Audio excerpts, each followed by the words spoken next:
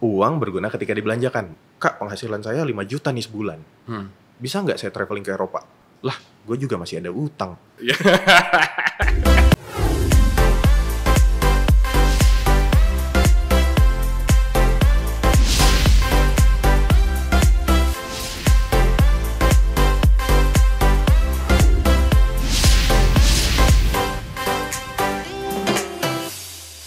Welcome to BNI Live Corner, di mana kita akan ngobrol-ngobrol dengan orang-orang inspiratif. Tapi sebelumnya perkenalkan, nama saya Iyas Lawrence dan saya adalah host untuk hari ini.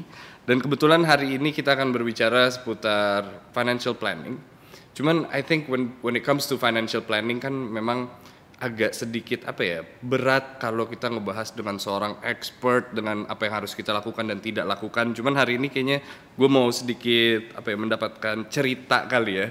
And so please welcome ada Jonathan End di sini. Halo. Krunya boleh minta tolong ada tepuk tangan dikit gitu loh, ya kan?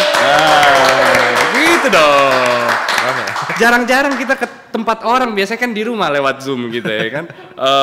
We're gonna talk about financial planning gitu. Yep. Dan tadi kita ngebahas sedikit di belakang, kayaknya kalau ngomongin itu ada porsinya masing-masing nih, financial planner sendiri gitu. Betul. Cuman gue pengen lo menjelaskan financial planning ke anak 10 tahun. What is financial planning to a 10-year-old? Oke, jadi konsep financial planning itu gampang. Sebenarnya uang itu berguna ketika dibelanjain. Yeah. Misalnya lo punya 100 juta nih di tabungan, gak guna.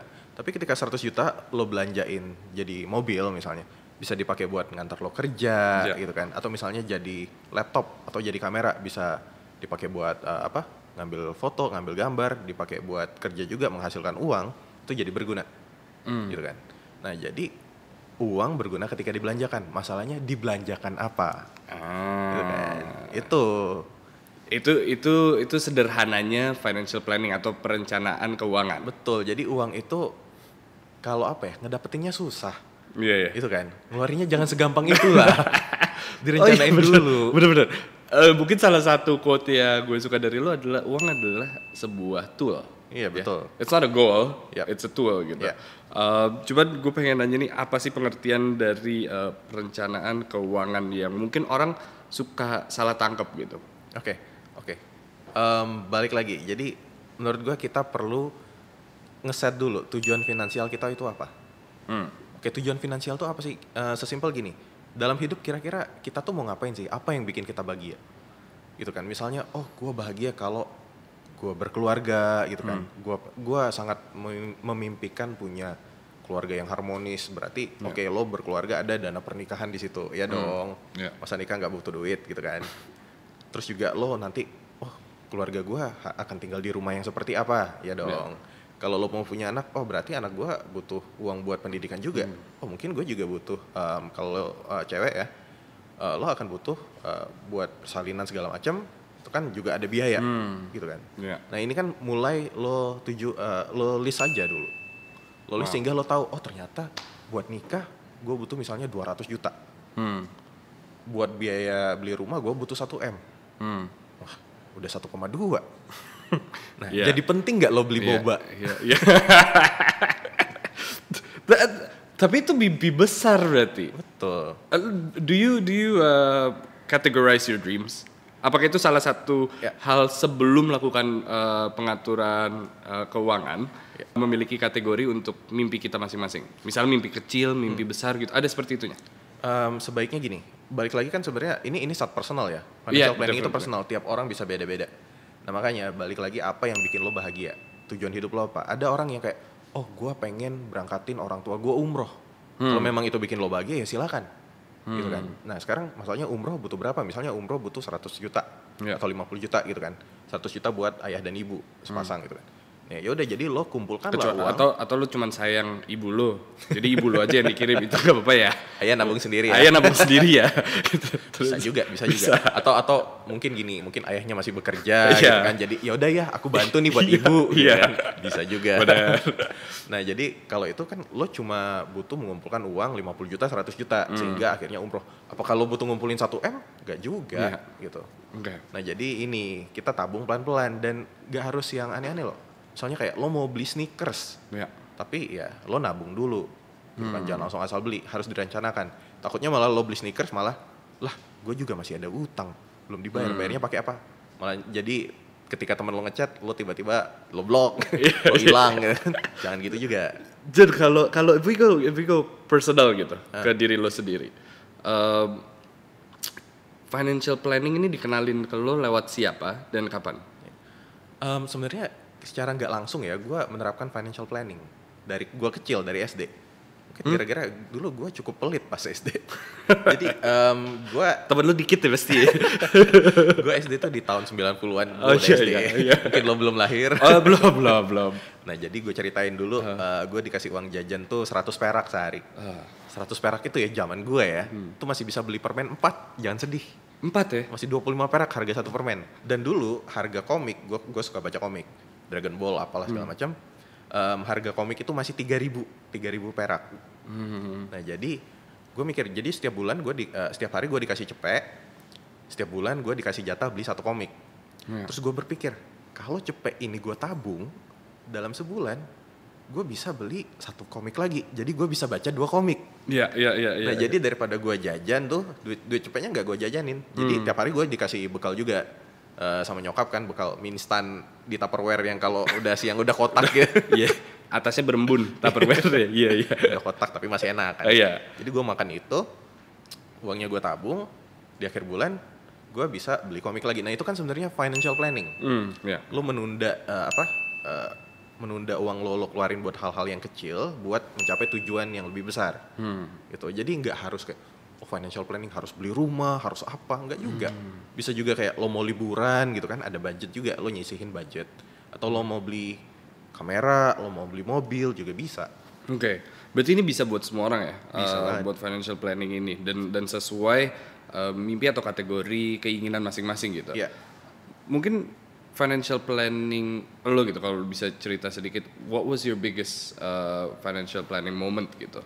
Adakah satu target yang gue mau banget punya itu dan caranya mencapai itu gimana? Ya, nah gue ini mungkin juga gue anak bungsu ya, anak bungsu 3 bersaudara kan. Dan jarak gue dengan kakak kedua gue tuh 6 tahun, bedanya cukup jauh. Lumayan. Jadi gue dikekang nih sama nyokap. Terus gue kayak, gue pengen punya rumah sendiri gitu kan, tinggal sendiri gitu. Jadi itu jadi motivasi gue, gimana caranya di usia 30, sebelum 30 gue udah punya rumah. Nah jadi ya udah gue ngumpulin tuh duit, gue benar-benar kumpulin kayak cari side job. Dari umur? Dan gue baru nge-soal financial planning beneran nih dari umur 26-27. Oke. Jadi sebelum itu ya gue tabung aja. Cuma kan tabung sebenarnya nggak terlalu efektif ya. Di otak gue ya, maksudnya sampai gue kuliah, kayaknya sampai awal-awal gue kerja, gue kira menabung itu adalah financial planning gue. Ngerti ya? Iya. Gue kira dengan gue naruh uang di situ, oh gue udah planning nih. Tapi gue nggak tahu itu gue tabung buat apa. Iya, yang betul, pada betul. akhirnya, gue butuh ini, gue pakai. Dan Betul. itu ternyata mungkin salah kali ya. Iya. But anyway, ya. Nah itu kan karena itu terjadi ketika kita nggak rencanain Enggak. duit kita nih mau pakai apa ya. Jadi udah kumpulin duit kayak kayaknya nggak ada apa-apa, ya udahlah pakai aja dulu. Tiba-tiba habis. Iya. Tiba-tiba habis. Nah kan tadinya kalau misalnya lo nggak tahu, lo malah kayak teman-teman gue mau liburan nih, misalnya liburan ke Jepang 20-30 juta gitu. Oh masih ada tabungan, ya udah deh pakai 30 juta. Balik dari Jepang baru, wah kayaknya beli rumah enak nih. Ya udah kepake gitu kan misalnya. Yang kayak gini loh, jangan sampai terjadi. Nah makanya lo ada kemauan apa tuh list aja semua. Nah habis itu lo pilah-pilah mana yang perlu diprioritasin, mana yang kayaknya nggak penting. Itu kan bisa. Nah jadi kalau gue pengen beli rumah di usia 30, awalnya gue nabung aja. Cuma akhirnya, nah di tahun 2012 itu baru booming tuh financial planning di sosial media. Waktu itu ada, ya banyak lah foundernya, ada penggiatnya kayak Mbak Likwina Hananto, Aidil Akbar, Sapir Senduk segala macam kan. Dari situ gue belajar, gue jadi kenal ada yang namanya reksadana ya. Ternyata tabungan gue itu setahun cuma bunganya nggak nyampe 1% setahun. Gitu kan, 1%. Inflasi aja 3%. Minus. Udah minus 2% gitu kan. Nah tapi dengan, ternyata ada reksadana bisa menghasilkan ya 5% sampai 10%, atau yang reksadana saham waktu itu kayak bisa 20%-an gitu kan. Gue jadi, oke, gue coba deh belajar. Nah dari situ gue mulai tanya teman gue yang financial planner. Bantuin gue dong, gue bayar deh, nggak apa-apa gitu. Nah, jadi dia ngajarin, gini caranya lo reksadana, gini caranya lo tujuan finansial, bikin tujuan finansial seperti apa gitu. Dan jadinya itu sebenarnya lumayan gampang. Lo cuma gue diajarin sebulan 2 bulan, habis itu gue praktekin sendiri. Terus kayak tiap 3 bulan kita recap gitu kan, gimana performance-nya, oke udah benar terusin gitu. Dan tadinya gue berencana beli rumah itu dalam waktu 5 tahun. 5 tahun gue ngumpulin DP 300 juta kan 30% ya. Ya kan asumsi gue pengen rumah yang lumayan proper lah. Kan sekarang harga rumah di Jakarta udah mahal-mahal. Waktu itu asumsi gue beli di tahun 2017 mungkin harganya 1 M. Entah gue beli di sini atau gue beli di Bodetabek gitu kan. Ternyata dengan gara-gara gue semangat ngumpulin, jadi begitu dapat bonus 100% langsung gue reksadanain. Itu gue nggak kayak wah bisa belanja, enggak, gue bonus reksadana gitu, THR semua masukin reksadana. Jadi dalam 3 tahun akhirnya kekumpul DP 300 juta, gue akhirnya waktu itu memilih apartemen. Karena waktu itu lebih gampang buat gue kerja di Jakarta. Tapi di tengah kota juga ya, apartemen lo bukan apartemen pinggiran juga, it was really dead center gitu. Betul, dan sekarang pun kalau mau ngomong tujuan finansial gue yang lebih gede mungkin 10 tahun lagi, gue pengen beli rumah di Menteng. Gue juga sih, gue pengen beli Boeing atau Airbus lah minimal. Coba di mimpi-mimpi seperti itu kan berarti ada prosesnya, di mana I think financial planning itu you plan, but not only plan, lo benar-benar mengeksekusi seperti yang lo bilang tadi. Ada rezeki taruh di reksadana, ada rezeki taruh gitu. Itu melimit seseorang untuk menjalani hidupnya nggak sih? Nah sebenarnya definisi definisi kan kita kadang gue butuh nge-reward diri sendiri nih. Right? Nah cuma rewardnya juga kadang nggak tepat. Maksudnya gini, nggak tepat adalah kayak pernah ada yang nanya ke gue, Kak penghasilan saya 5 juta nih sebulan, bisa nggak saya traveling ke Eropa? Gitu kan. Ya bisa aja sih, cuma apakah bijak? Gitu kan, maksudnya kayak 5 juta menurut gue di Jakarta cukup ngepas ya. Kayak lo tuh masih ya nabung, lo pas-pasan banget lah. Buat biaya hidup aja udah ngepas, makan, transport itu udah ngepas. Mau disisihin lagi ya boleh, tapi setelah itu ya hidup lo akan gini-gini aja. Gitu kan. Nah, jadi mending kalau misalnya buat teman-teman yang baru berpenghasilan, selain ya tadi ditabung, lo juga mikirin gimana caranya agar penghasilan gue bisa bertambah. Gitu kan. Ibarat orang punya usaha. Orang punya usaha begitu dapat profit kan diputerin lagi biar bisa menghasilkan profit lebih gede lagi gitu kan. Gue punya toko kelontong, wah kayaknya beli kulkas asik nih. Jadi orang-orang lewat waktu panas bisa beli minuman dingin, lebih banyak duit masuk. Nah gitu, jadi kita pun kalau ada kita itu terlalu konsumtif. Mungkin juga ada beban sosial media ya. Ini jagonya lo. Jadi sebenarnya kan biaya hidup itu murah. Yang mahal biaya pamer. Taste orang-orang tuh yang mahal ya. Biaya pamer tuh bener-bener. Gitu kan, kadang temen kita beli ini pengen gitu ya. Beli sepatu keren, gue juga pengen. Liburan ke Jepang, gue juga pengen. Padahal ya belum tentu penghasilan kita sama dengan penghasilan dia. Kan asetnya juga beda. Gitu. Jadi kita pun harus melihat semuanya lebih lebih menyeluruh lah. Kita harus tahu kita itu seperti apa. Iya betul, kita do we deserve what we want gitu. Betul. Dalam arti ya dengan gaji segitu apakah bisa gue keliling dunia kan? Bisa. Cuman do you can you afford it? Abis itu lo tabungan abis terus iya. Terus pandemi gitu kan. Terus baru nyesel, ya tabungan gue abis, ya pandemi gitu. Ya kenapa PHK? Nah ini loh. Sebenarnya banyak hal yang bisa kita cegah gitu kan. Dengan financial planning yang lumayan oke. Lo financial planning sudah lumayan lama kan? Sudah berapa tahun berarti? Ya 8 tahun lah. 8 tahunan. Terus tadi lo nyebut sendiri pandemi, terjadilah pandemi gitu. Berarti bisa gue bilang 10 bulan terakhir lo aman? Aman banget. Aman banget. Nah, ini berkat financial planning?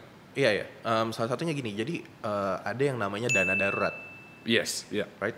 Dan darurat itu adalah kasarnya dana yang lo pakai ketika situasi darurat. Situasi darurat seperti apa misalnya? Intinya situasi yang mengancam keselamatan hidup lo. Misalnya kayak gue di PHK. Ketika gue di PHK, pemasukan gue terhenti dong. Gak ada gaji lagi. Wah, gue hidup dari mana nih? Gak ada gaji masuk. Ya berarti gue boleh ngambil dari dana darurat. Jadi kasarnya ada tabungan yang udah ada disiapin buat cadangan lah. Ya itu dari tabungan? Betul. Oke. Nah jadi ibaratnya kalau gue misalnya ya dihitung dari biaya hidup. Oh, biaya hidup bukan dari tabungan berarti? Biaya hidup, jadi kayak sebulan itu biaya hidup lo berapa? Oh. Kan misalnya, oke, sebulan misalnya biaya hidup gue 10 juta nih ya. Iya, iya. Berarti kurang lebih gue harus ada minimal 3 kali biaya, pengeluaran bulanan gue, biaya hidup tadi. Jadi minimal gue harus ada 30 juta di tabungan. Oke. Kenapa? Karena ketika misalnya gue di PHK, gue masih bisa hidup 3 bulan gitu kan dari dana darurat tadi sambil gue nyari kerjaan baru.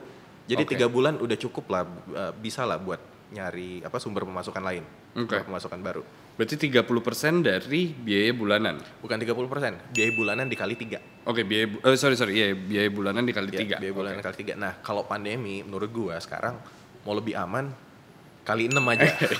Kali 6. Bisa kali 12, kali 12. Kalau bisa kali 12 aman.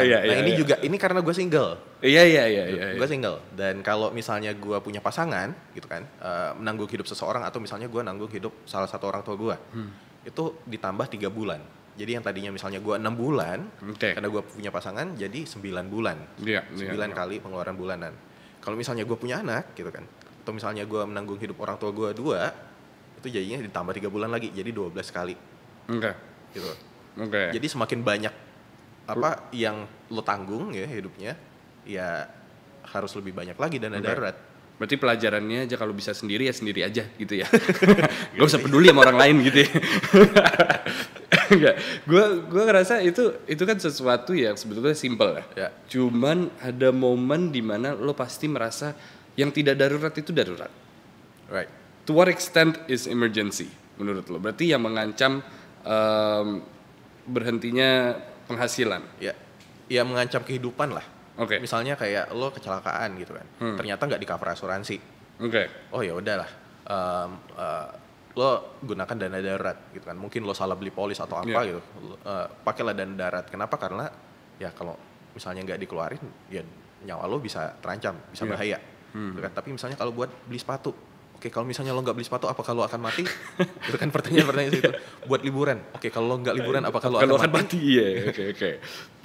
Ini sebaiknya menurut lo ada di satu tabungan atau dipisah? Satu tabungan atau dipisah. Jadi kalau gue santai, satu tabungan nggak masalah. Karena lu bisa ngerem. Iya. Oke. Nah, makanya, jadi buat live friend di sini mungkin ada yang kayak, waduh, gue kalau ngeliat duit di sini nggak bisa nih. Ya udah nggak apa-apa, bikin dua rekening. Yang satu ATM-nya dibuang aja, digunting lah. Jadi nggak bisa lo tarik gitu kan. Atau sekarang kan banyak juga mobile banking atau apa, lo di satu bank lo bisa bikin 2 gitu kan. That's right. Gitu juga lebih gampang gitu. Jadi balik lagi tergantung what works for you lah. Dan gue rasa dengan adanya dana darurat itu, not only it makes you feel safe, cuman sepertinya di masa-masa pandemi ini, itulah momen dimana lo nggak tahu nanti akan terjadi apa kan, and that's the proper way to spend it. Nah, cara spending dana darurat seperti apa? Mungkin bukan cara spending dana darurat, karena dana darurat seharusnya tidak di-spend kecuali tadi situasi darurat, right? Mungkin ya itu kalau misalnya lo kena PHK, pokoknya ketika pemasukan lo terhenti, ketika ada kejadian yang mengancam hidup, itu silakan dipakai. Maksud gue dipakainya sama seperti pengeluaran setiap bulan atau memang harus ada pengeluaran yang khusus juga ketika memang darurat itu terjadi? Tergantung kita masih ada duit cadangan apa enggak. Kalau misalnya duit udah habis banget, ya udah pakai dana darurat nih. Boleh buat. Tapi kalau misalnya, kalau gue kan misalnya gini. Jadi selain dana darurat, kita kan tadi ada tujuan finansial ya. Oh ini gue mau misalnya sesimpel, kita bikin 3 deh. Beli sepatu, kan? Beli sepatu misalnya harganya 3 juta.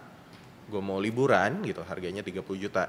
Sama gue mau beli mobil lah ya, buat bantu gue kerja gitu. Harganya mungkin 200 juta. 5 juta, 30, 200. Nah gitu kan. Jadi ini pun kita kan ada pos-posnya. Jadi kita tiap hari kita sisihin, ini buat beli sepatu, ini buat mobil, ini buat ini buat liburan gitu. Nah dari situ pun kalau misalnya lo kecelakaan kenapa-napa gitu kan. Nah jadi lo bisa pakai yang tabungan di luar dana darurat dulu. Jadi kayak kayaknya udahlah. Beli sepatu ntar aja lah. Ini uangnya gue pakai dulu lah. Gitu. Jadi ada backupnya juga. backup plan B-nya plan B. Plan B-nya plan B.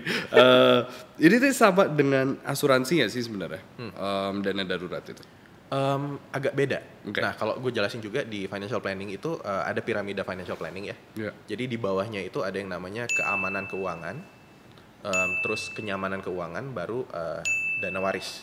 Okay. Nah, kalau keamanan keuangan yang paling bawah, keamanan keuangan ini ada beberapa, intinya kita harus bikin duit kita aman dulu, kondisi finansial kita aman. Yeah. Aman itu dalam artian satu, manajemen utang. Jadi jangan sampai gara-gara utang gitu kan kita malah gali lubang tutup lubang, bunganya makin gede. Kan itu kan banyak terjadi sekarang gara-gara pinjaman online juga gitu loh. Pinjaman online, orang tuh gak sadar minjem dari pinjaman online itu bunganya itu bisa sampai 30% sebulan. Sebulan kan. Kan kalau bunga kartu kredit aja 30% setahun. Iya. Ini sebulan. Sementara tabungan lu cuma 1% setahun gitu. Jadi ya gitulah. Banyak orang nggak sadar. Nah itu gara-gara kayak apalagi kalau misalnya kartu kredit ya, kan banyak tuh dari kita suka bayar minimal aja lah dulu, uangnya gue tabung aja. Sebenarnya lo nggak nabung, karena bunga utang itu, bunga kartu kredit dimakan deh sudah lebih gede, iya. daripada bunga tabungan lo. Lo nggak nabung. Jadi saran gue kalau misalnya lo ada bunga kartu ada cicilan kartu kredit, kalau bisa dilunasin aja lah, kecuali cicilan lo 0% silakan. Tapi kalau ada cicilan dilunasin gitu. Jadi lo pun terbebas dari utang. Enak lo nggak punya utang itu, lo tidur malam tuh tenang ya. Gak kepikir WhatsApp diem nggak geter mulu gitu ya kan. Iya benar. Kan banyak kita dengar cerita debt collector datang ke kantor gitu kan. Nggak ada tuh kekhawatiran gitu ya. Iya. Habis itu ada asuransi. Asuransi ini kan tujuannya ada ketika kita sakit, yang mahal itu adalah biaya rawat inap. Iya. Gitu kan. Teman gua dia sakit kanker misalnya, dia habis sampai 800 juta dan gak ada asuransi. Gitu. Gak ada asuransi dan itu kan kos yang gede banget gitu. Keluarga sampai jual rumah demi bayar itu, dan itu cuma 2 bulan. Jadi 2 bulan masuk ICU dan pengobatan perawatan segala macam, habisnya 800 juta. Ada juga teman gue yang dia sore-sore tuh lagi kerja di kantor, dia tiba-tiba perutnya sakit. Sakit banget gitu kan, melilit, dibawa ke UGD, ternyata pas dicek usus buntu dan harus dioperasi secepatnya. Jadi kayak dia langsung dirawat inap, besok paginya operasi kan, dan dia tetap nginep 2 malam lagi gitu kan buat recovery. Itu total habis 40 juta. Tapi itu dia di cover asuransi dan dia cuma bayar 10.000 buat bayar beli sabun gitu. yang nggak di cover aja gitu kan. Nah itu kan bedanya jauh gitu. Gitu. Sayangnya kita kan harus sakit dulu ya baru berasa gitu. Gitu loh. Nah, jadi menurut gua asuransi ini cukup penting karena juga ya udahlah kita belajar dari cerita teman-teman yang tadi aja lah, pengalaman. Kalau kita yang ngerasain sendiri, kadang pengalaman itu mahal harganya. Gitu kan. Jadi kita belajar dari cerita orang lain aja, lebih mudah, lebih murah, kita tinggal langsung praktekin gitu. Kalau ngomongin asuransi atau tadi dana darurat gitu, memang ini kan balik lagi ke financial planning gitu. Pasti banyak juga di luar sana yang mengira mereka sudah planning segalanya dengan benar, tapi salah gitu. Cara yang benar seperti apa? Sebenarnya lo harus tahu dulu, lo tuh ada di fase mana sih? Ya kan? Jadi financial planning ini personal buat semua orang. Yes. Kalau misalnya lo Gen Z, taruh lo masih belasan. Gitu. Ya Gen Z ini kan sebenarnya belum berpenghasilan ya, masih disupport orang tua. Uang jajan lah ya. Ya uang jajan lah. Nah ya mungkin yang bisa lo kelola dari uang jajan. Lo mulai yang tadi coba cari tujuan yang lebih gede. Lo mau beli sepatu ya cobalah ditabung-tabung aja. Jadi balik lagi duit jajan lo nggak habis buat boba, nggak habis buat kopi, susu gitu kan, gitu aja. Gitu. Sambil lo juga belajar soal investasi, instrumennya apa aja, soal asuransi. Jadi ketika lo ada penghasilan, lo langsung bisa kelola dengan baik. Nah kemudian fase berikutnya adalah Gen Y nih. Ketika kita udah 20-an lah, udah 20-an millennials gitu kan, udah ada penghasilan gitu kan. Nah di sini baru kita baru benar-benar mikirin hidup. Dan gue juga nggak apa-apa kayak di umur lo masih bisa have fun sampai lo umur 25. Nah ketika lo udah umur 25, lo baru mikir tuh, hidup gue mau dibawa kemana ya? Gitu kan. Gue mau ngapain nih yang tadi? Nah lo mulai menggali tujuan finansial. Oh gue mau menikah. Oh oke, ketika menikah gue butuh buat biaya pernikahan, sewa gedung apa segala macam gitu kan. Oh gue juga mau dana pensiun atau apa. Gue mau apa gitu. Nah jadi ini pun sesuai dengan step lo. Kemudian ketika lo udah mulai tua lagi, umur 40-50 gitu, Gen X lah. Di sini tujuannya juga akan beda. Mungkin kayak lebih ke keluarga gitu kan. Keluarga, jadi gimana caranya ngatur keuangan buat dana pendidikan anak-anak lah gitu kan. Atau buat misalnya nanti lo mau pensiun bentar lagi lah gitu. Yang sebenarnya ini juga harus mulai disiapin dari fase sebelumnya gitu. Nah, tapi di sini kan ketika lo menjalani lo baru mulai serius mikir tuh.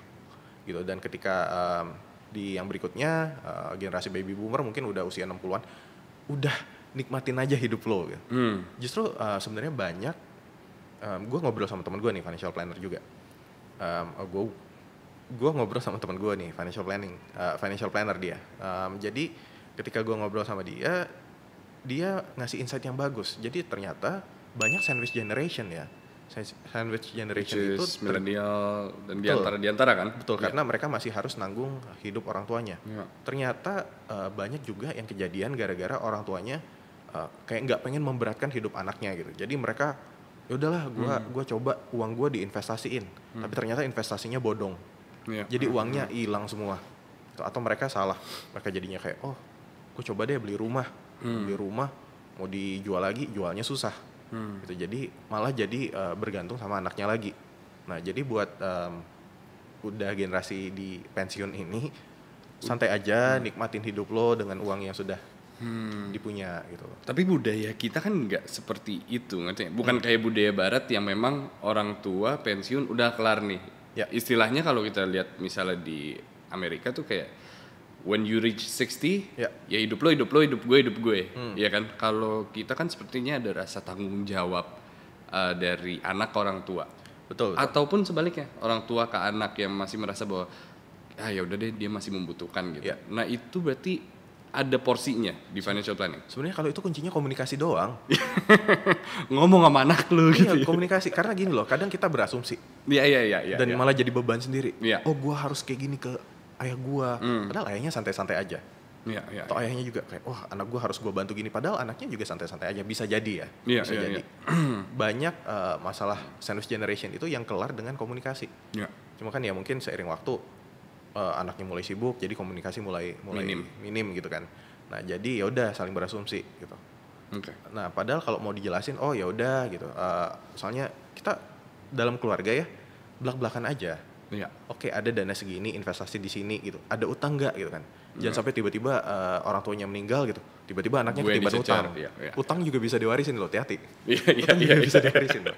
Nah ini kan kalau ngomongin generasi gitu. Tadi unik juga kita ngomongin Gen Z dan millennial, which is millennials sandwich generation gitu, dan juga at the same time memiliki keinginan yang sangat banyak. I think when you reach misalnya baby boomer gitu, keinginan lo simple gitu. Gue pengen hari Senin main golf, besok mancing gitu misalnya kan. Cuman kan kalau millennials, this is based on social media, based on the things you see, you smell, you hear whatsoever gitu. Dan lo juga ada di bidang tersebut, yaitu social media consulting gitu.